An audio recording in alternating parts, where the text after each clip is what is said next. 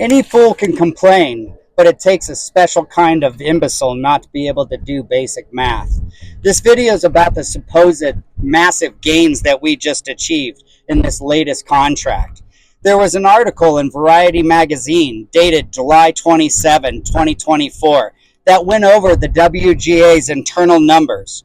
The article said that the riders lost over $600 million in the last 12 months with the strike and the work slowdown that we're experiencing right now. That's like taking away half the water out of this reservoir right here. The WGA also released another number stating they only gained $233 million in increases in their new contract. So you took away half the water and you're only putting a quarter of the water back in, and that's supposed to be a success? Well, guess what? That's what our leadership is doing too.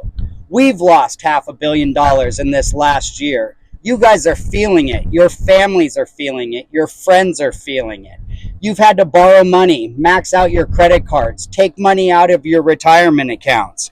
It's going to take years to break even with this new contract. Yet, they're trying to put lipstick on a pig of a contract that they didn't even vet properly. They had an army of negotiators in that room, steering committee members, locations and coordinators and drivers. We had this lawyer that we hired that was supposed to be just a phenomenal labor lawyer and was supposed to know everything about contracts. Yet, all of them missed the fact that when you really break it down, this is a television town and we do TV here. So if you're on a first-year episodic, are you getting a 7% raise? No. You're getting something like a 3% raise.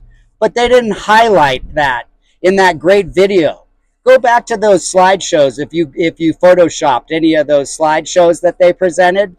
When they wanted to tell you what percentage, this massive percentage of a gain they were getting for you, they highlighted everything in red.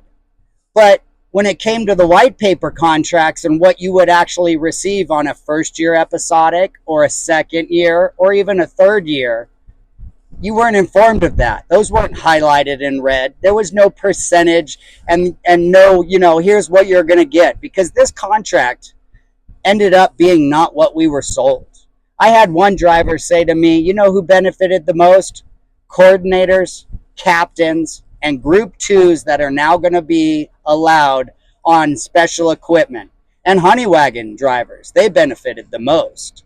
So for them to tell you that they've received and they went in and negotiated for the last $50 on the table and they did such a good job for you, start to ask your fellow members out in the field that are on a first-year episodic what he thinks about it or what she thinks about it. Because these gains are not what they were telling us they were.